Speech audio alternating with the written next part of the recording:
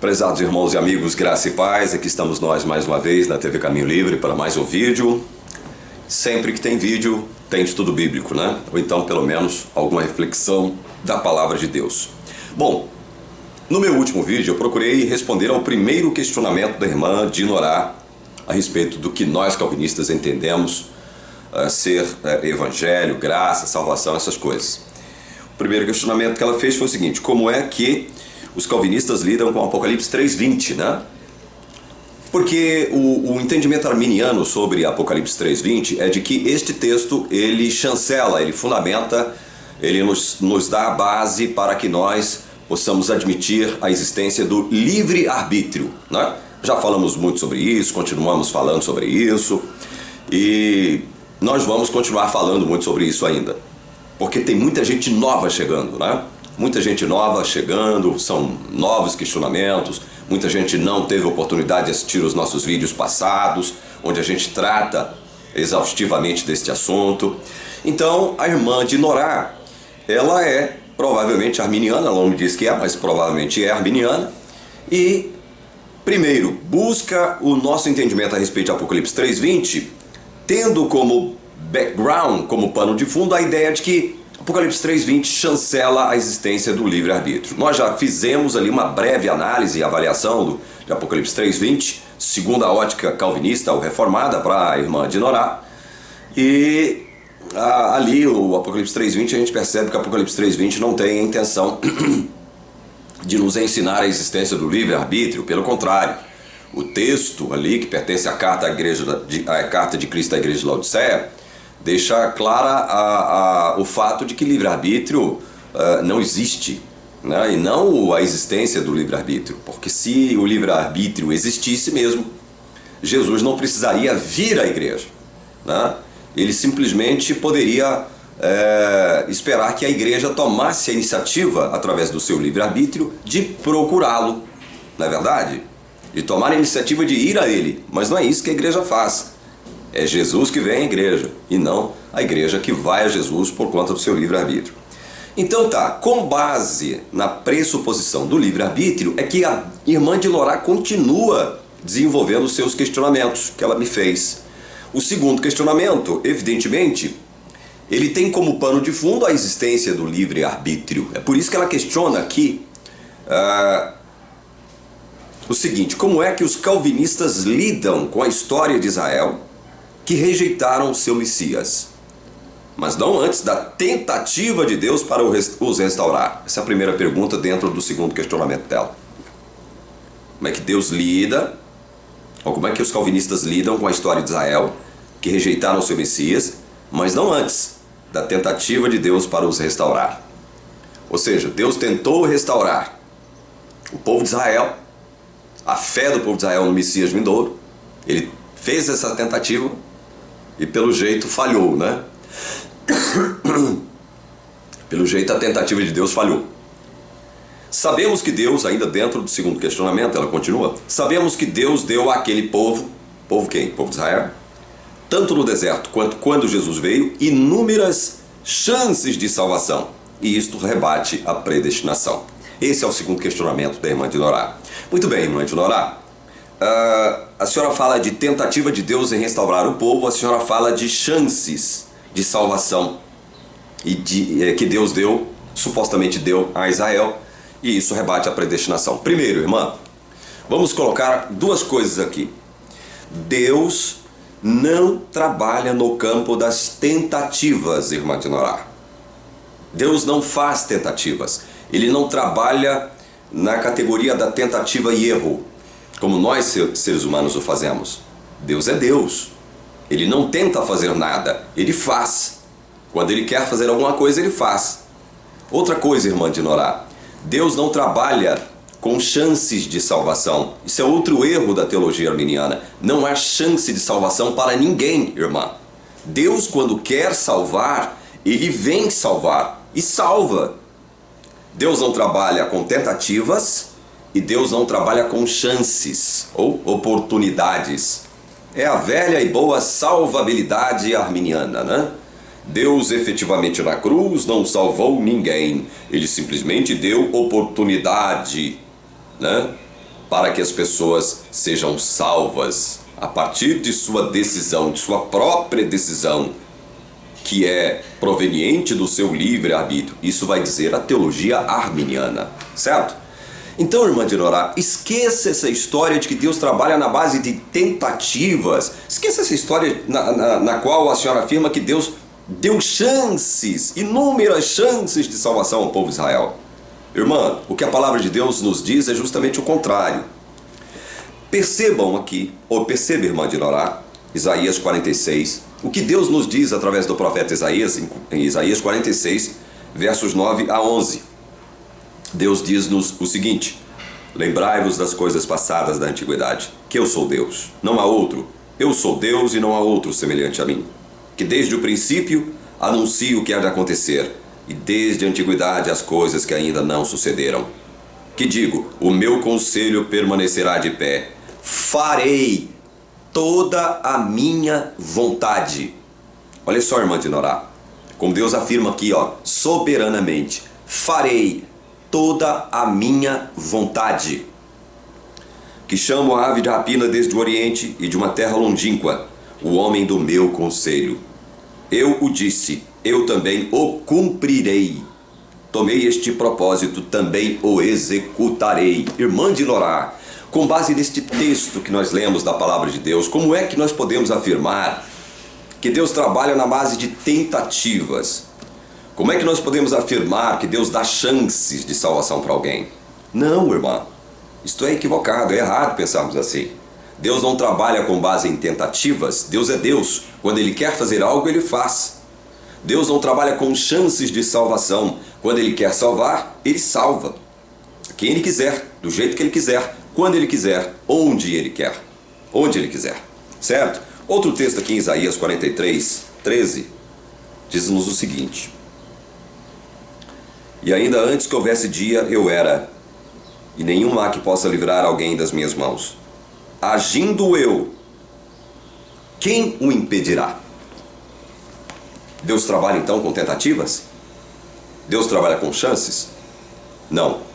Deus não trabalha com tentativas, Deus não trabalha com chances. Como entender a relação de Deus com o povo de Israel? Vamos para o capítulo 9 de Romanos, irmã Dinorá.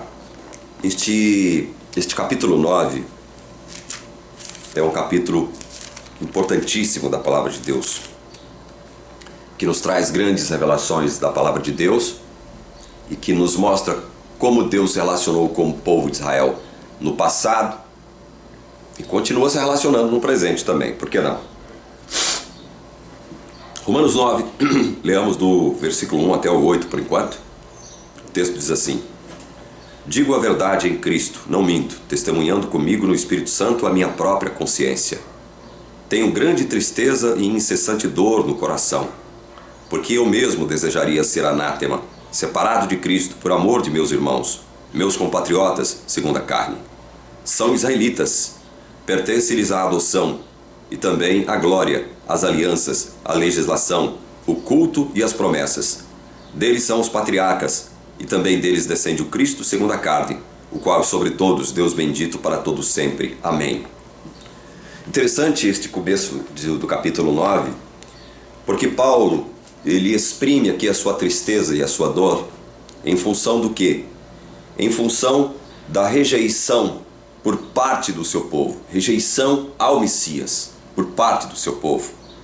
E ele, que amava o seu povo de forma ardorosa, ele desejaria estar separado de Cristo, ou seja, ser um anátema. Ele desejaria, se isto fosse possível, perder a sua salvação, se isto pudesse redundar na salvação do seu povo, segundo a carne. Paulo expressa isso aqui, é isso que Paulo está expressando. Ao mesmo tempo é que ele está afirmando, que olha, a eles, ao povo de Israel, pertence-lhes a adoção, a glória, as alianças, a legislação, o culto, as promessas, os patriarcas. De Israel descende o Cristo, segundo a carne, o qual é sobre todos Deus bendito para todos sempre. Olha só como isso é maravilhoso. Paulo falando sobre o desejo ardente que ele tinha de ver Israel, todo Israel se salvar. Todo Israel reconhecendo que Cristo era o verdadeiro Messias. Mas vejam, ele continua dizendo o seguinte, olha, não pensemos que a palavra de Deus haja falhado. Por que ele diz isso aqui? Por quê? Porque nem todos acreditaram no verdadeiro Messias, em Cristo. Nem todos de Israel acreditaram em Cristo. A maior parte de Israel rejeitou a Cristo como Messias. Então ele diz, não pensemos que a palavra de Deus haja falhado, porque nem todos os de Israel são de fato israelitas. Por que a palavra de Deus não falhou em tentar salvar o povo de Israel? Por quê? Porque nem todos que são de Israel são verdadeiros israelitas. Ele diz aqui no verso 6. E olha o verso 7. Nem por serem descendentes de Abraão são todos seus filhos, mas em Isaque será chamada a tua descendência. A palavra de Deus falhou quanto a Israel? Porque Deus fez tentativas, segundo a teologia arminiana, segundo a própria irmã de Norá, de salvá-los, mas não salvou. A palavra de Deus falhou? Não. A palavra de Deus não falhou.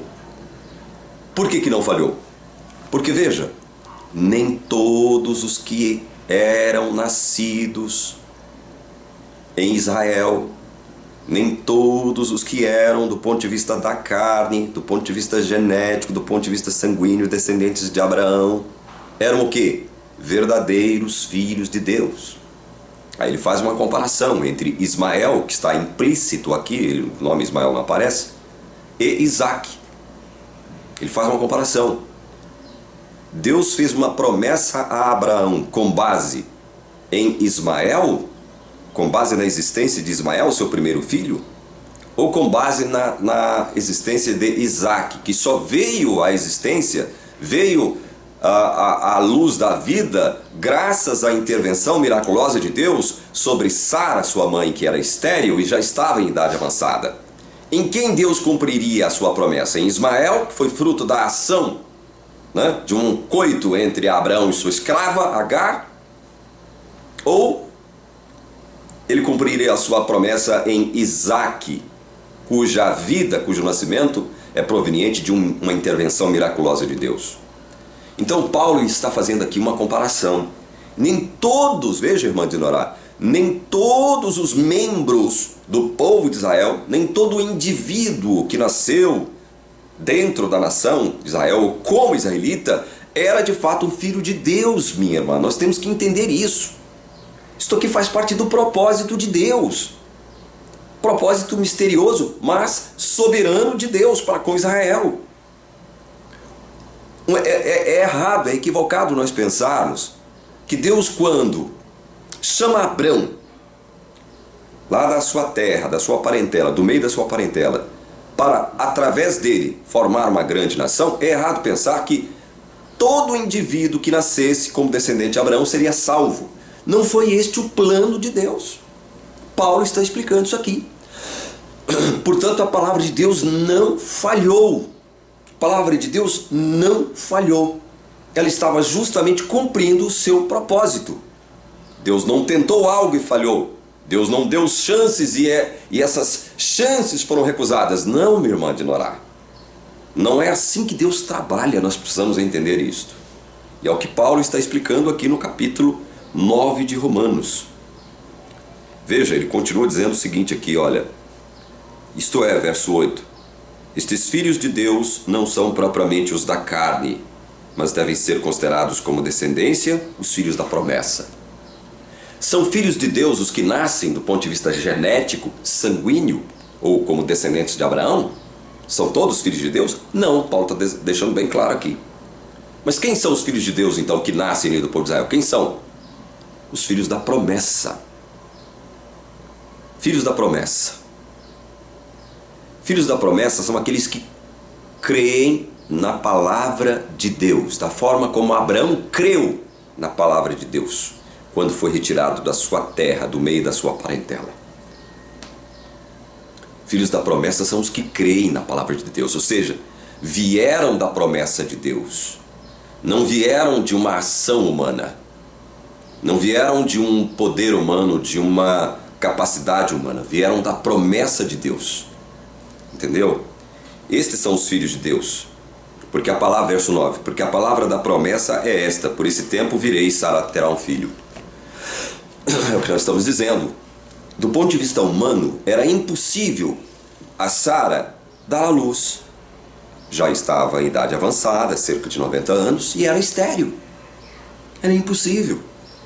Portanto, se Deus não intervém de forma miraculosa na vida de Sara, fazendo com que ela pudesse, mesmo na velhice, gerar um filho, ela não conseguiria dar à luz. Isto é um fato. Nós não precisamos bater muito em cima disso. Aí nós temos que reafirmar o seguinte: Deus não trabalha com base em tentativas. Deus não trabalha com base em chances, irmã de Norá. Este é um entendimento equivocado da teologia arminiana. E Paulo, aqui em Romanos 9, ele corrige isso. Ele continua dizendo o seguinte, olha, verso 10. E não ela somente, ela quem Sara, né? Mas também Rebeca, ao conceber de um só Isaque, nosso pai. Rebeca também era estéril. Vejam como Deus trabalha, sempre tentando nos mostrar o seguinte, olha, quando eu quero salvar, eu salvo, porque vocês não possuem o poder, a capacidade humana de se salvarem. Eu tenho que salvar vocês. Em outras palavras, é isso que Deus está falando. Com Sara foi deste jeito, com Rebeca do mesmo jeito. Rebeca também era estéril, não é? E Deus teve que intervir na vida de Rebeca, fazendo com que ela pudesse gerar um filho. Porque se Deus não intervém de forma miraculosa na vida de Rebeca, ela não geraria seus 2 filhos. E aí o que acontece? Olha só. Verso 11. E ainda não éramos gêmeos nascidos, gêmeos filhos de Rebeca. Filhos de Rebeca. Esaú e Jacó, né? E ainda não eram os gêmeos nascidos, nem tinham praticado o bem ou o mal, para que o propósito de Deus quanto à eleição prevalecesse, não por obras, mas por aquele que chama. Já fora dito a ela, o mais velho será servo do mais moço. Como está escrito, amei Jacó, porém me aborreci de Esaú. Irmã de Norá, presta atenção nisso aqui, minha irmã querida. Presta atenção nessa palavra. Palavra poderosa de Deus. Perceba como Deus não trabalha com base em tentativas, com base em chances. Ele trabalha com base na sua eleição soberana. E Ele quer que essa eleição prevaleça, o que Ele diz aqui no verso 11. Porque, utilizando-se do exemplo de Rebeca, que concebeu a Esaú e a Jacó, Paulo trabalha a questão da soberania de Deus em escolher um e rejeitar outro. Não com base em obras, não com base em livre-arbítrio ou qualquer outra obra humana, mas com base na sua soberana escolha. É isso que Paulo está trabalhando aqui, irmã de Norá. Olha só. Ainda não éramos gêmeos nascidos, nem tinham praticado o bem ou o mal. Eles não eram nascidos e não haviam praticado, obviamente. Se não eram nascidos, não podiam praticar nada. Não tinham praticado o bem ou o mal. E Deus já tinha feito a escolha. Ele já tinha dito a Rebeca o seguinte, olha, o mais velho será servo do mais moço. Antes deles nascerem e antes deles terem praticado as suas obras. Deus afirmou, o mais velho será servo do mais moço. Antes de eles nascerem, Deus já havia feito uma escolha. Irmã de Norá, e olha o que Paulo diz no versículo 11, entre parênteses, para que o propósito de Deus quanto à eleição prevalecesse, irmã de Norá. Deus quer que o propósito, Deus quer que a eleição prevaleça. É propósito dele, minha irmã. Propósito de Deus, minha irmã querida, segundo a palavra de Deus. Ele quer que a eleição prevaleça, minha irmã. Ele não está rebatendo a predestinação aqui, como a irmã disse. Ele não está trabalhando na base de tentativas ou na base de chances. Ele está cumprindo a sua soberana vontade. No caso aqui de Rebeca, escolhendo Jacó e não Esaú. Ele escolhe, ele faz essa escolha soberana antes deles nascerem, antes de os gêmeos nascerem ou terem praticado qualquer coisa, de bem ou de mal. Por que isso? Porque ele quer, é propósito dele, olha só, propósito dele, fala bem baixinho, que a eleição prevaleça. A eleição prevaleça. Por quê que a eleição deve prevalecer? Não por obras, mas por aquele que chama. Não é por obras, irmã. Não é por obras, mas é pelo chamado eficaz de Deus que a salvação acontece. É pela graça soberana desse Deus maravilhoso que, quando quer salvar, vem e salva. Ele não faz tentativas. Ele não trabalha com chances. Entende, irmã? Entende? Veja bem, Paulo, antecipando as objeções a isto que ele está escrevendo aqui, citando a palavra de Deus, amei Jacó, porém me aborreci de Esaú, porque para a mente arminiana, Deus não pode fazer escolhas, porque se ele fizer escolhas, no sentido de salvar um em detrimento de outro, Deus está sendo parcial, Deus está sendo injusto. A mente arminiana trabalha dentro de elementos humanos, trabalha dentro das possibilidades humanas, trabalha dentro de quê? Dentro de categorias humanas. A teologia arminiana trabalha só no âmbito humano, no âmbito horizontal, se esquecendo de que Deus é soberano, Ele faz o que Ele quer, quando Ele quer, com quem Ele quiser, do jeito que Ele quiser. E Paulo, antevendo, veja bem, as objeções que fariam a ele com relação a isto, porque isto parece loucura e escândalo para muitos, ele diz o seguinte, olha, que diremos, pois, verso 14, há injustiça da parte de Deus? De modo nenhum. Há injustiça da parte de Deus? Quando Deus decide soberanamente escolher um em detrimento de outro, há injustiça da parte de Deus? Paulo diz, de modo nenhum. Pois é assim que nos acusam os arminianos. Os arminianos acusam-nos, nós reformados ou calvinistas, de sermos ou de fazermos Deus injusto.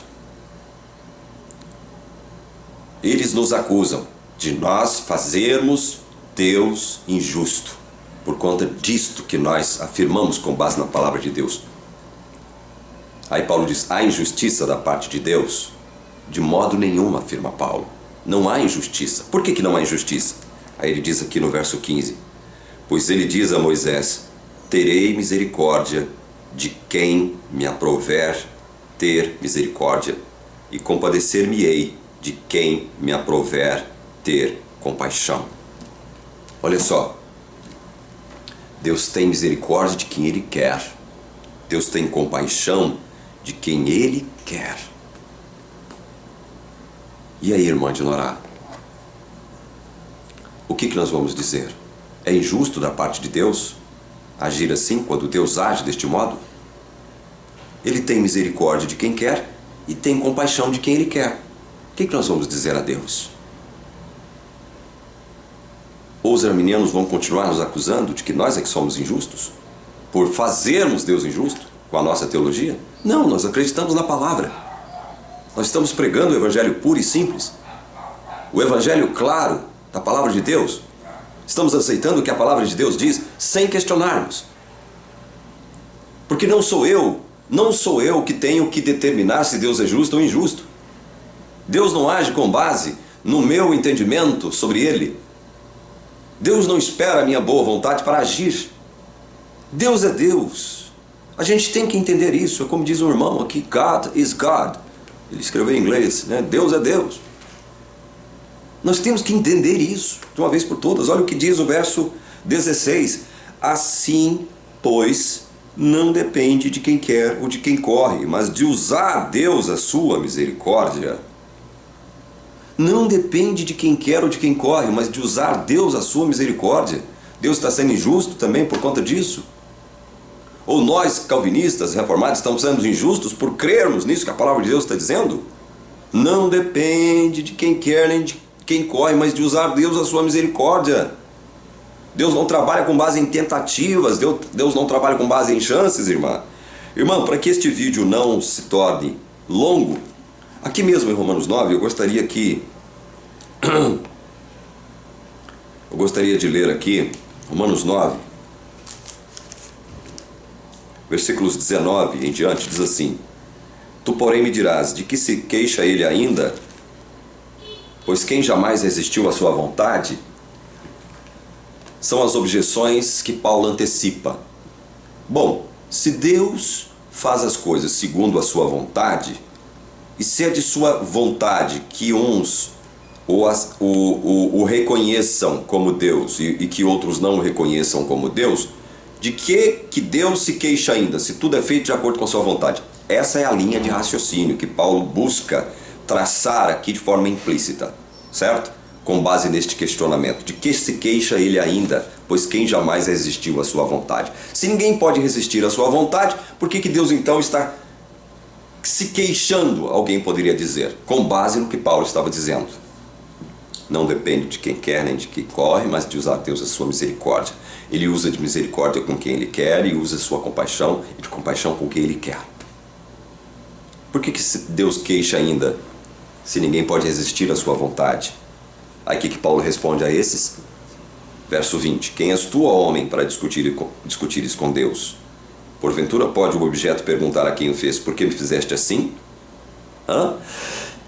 Paulo não procura ficar trabalhando a questão sob a ótica humana, a ótica da lógica humana, a ótica do raciocínio humano, da ciência humana. Não, ele simplesmente diz: olha, quem és tu, homem, para discutires com Deus? Porventura pode o objeto perguntar a quem o fez, por que me fizeste assim? Eu posso questionar a Deus? Eu tenho esse direito de questionar a Deus? Senhor, por que o Senhor me fez assim? Eu tenho esse direito? Não, não tenho esse direito. Olha o verso 21. Ou não tem o oleiro o direito sobre a massa para do mesmo barro fazer um barro para a honra e outro para a desonra? Tem ou não tem? O oleiro que faz o barro, que trabalha com barro, para fazer o vaso. Ele faz um vaso para ser recipiente de vinho. É um vaso para a honra, não é? Mas ele faz outro vaso para ser o recipiente dos excrementos humanos. É um vaso para a desonra. Tem o oleiro de fazer um vaso para ser recipiente de vinho e outro vaso para ser recipiente dos excrementos humanos? Tem o oleiro esse direito ou não, irmã de Norá? Claro que tem, não é? Claro que tem. Paulo está utilizando-se da metáfora do oleiro para afirmar que Deus tem o poder, Deus tem a autoridade, Deus tem o direito santo, sagrado, de fazer um vaso para um determinado fim e outro vaso para outro determinado fim. Deus tem essa autoridade, Deus é Deus, Ele pode. Olha o verso 22. Que diremos, pois? Olha só isso aqui, irmã de Dorá. Que diremos, pois, se Deus, querendo mostrar a sua ira e dar a conhecer o seu poder, suportou com muita longanimidade os vasos de ira preparados para a perdição. Deus não deu oportunidades. Deus não tentou salvar os vasos de perdição, minha irmã, dentro do povo de Israel. Deus suportou com longanimidade esses vasos de ira. Por que Ele suportou com longanimidade? Para dar chances de salvação a esses que o rejeitaram? Para tentar salvar estes que o rejeitaram? Não, minha irmã. Deus tinha uma intenção. Qual era a intenção, segundo o verso 22? Mostrar a sua ira e dar a conhecer o seu poder. Ira justa. E o grande poder desse Deus soberano. Ele queria mostrar a sua ira. Ele queria dar a conhecer o seu poder. Ele é Deus. Foi por isso que Ele suportou com longanimidade os vasos de ira preparados para quê, minha irmã? Para a salvação? Não, para a perdição. E aí a senhora vai brigar com Deus ou vai brigar conosco, calvinistas? Eu estou falando com a senhora, minha irmã Zinorá, com muito amor no meu coração. Sabe por quê? Porque a senhora sempre me respeitou. A senhora sempre deu o seu aval ao nosso trabalho aqui na TV Caminho Livre. A senhora sempre esteve do nosso lado, sempre foi bondosa para conosco, especialmente para comigo, não é? Estou respondendo a senhora também, porque a senhora me fez esses questionamentos sérios e eu estou procurando responder com base na palavra de Deus, não com base nos meus achismos, certo? Então veja, não existe essa coisa de Deus tentar salvar e não salvar. Não existe essa coisa de Deus dar chances de salvação. E não existe esta coisa de essas chances e tentativas rebater a predestinação. Pelo contrário, minha irmã querida. Pelo contrário. Deus elegeu, Deus escolheu, Deus fez escolhas soberanas. Deus predestinou. Deus predestinou, através da sua escolha soberana, a muitos para a salvação. Ele não tenta, ele não dá chances, ele faz, ele cumpre o seu propósito, ele age, e quando ele age ninguém pode impedir a Deus. Eu vou encerrando esse vídeo por aqui. No próximo vídeo eu vou procurar responder ao seu terceiro questionamento, tá bom? Evidentemente que com estes vídeos, nos quais eu respondo à irmã Dinorá, as pessoas que estão chegando agora à TV Caminho Livre vão fazendo questionamentos. E a gente percebe que os questionamentos são sempre os mesmos, né? Porque as pessoas novas não tiveram tempo ainda de ver os nossos vídeos mais antigos, os nossos vídeos passados. Vídeos onde nós estamos tratando dessa questão desde o nosso segundo vídeo, né?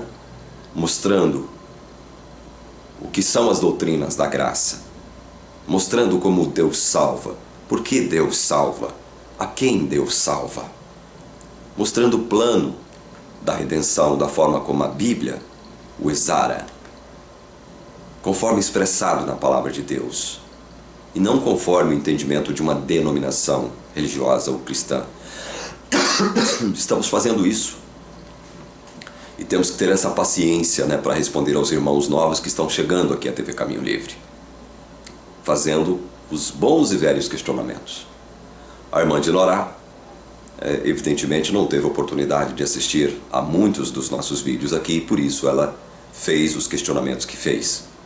E em função de nós respeitarmos e amarmos a irmã Dinorá, é que nós estamos respondendo, procurando responder a ela da melhor forma possível, com a palavra de Deus aberta. Que Deus possa abençoar você que assistiu esse vídeo. Que a sua vida seja iluminada com a unção e o poder do Espírito Santo. Em nome de Jesus. Amém.